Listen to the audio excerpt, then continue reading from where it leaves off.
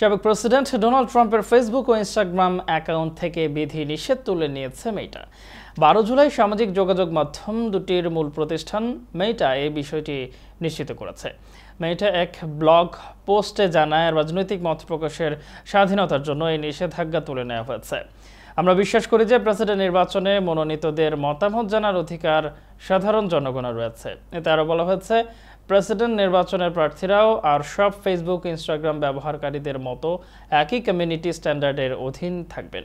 গত প্রেসিডেন্ট নির্বাচনে পরাজিত হলে 2021 সালের 6 জানুয়ারি সাবেক প্রেসিডেন্ট ট্রাম্পের সমর্থকরা যুক্তরাষ্ট্রের পার্লামেন্ট ভবন এলাকা ক্যাপিটল হিলে ভাঙচুর করে।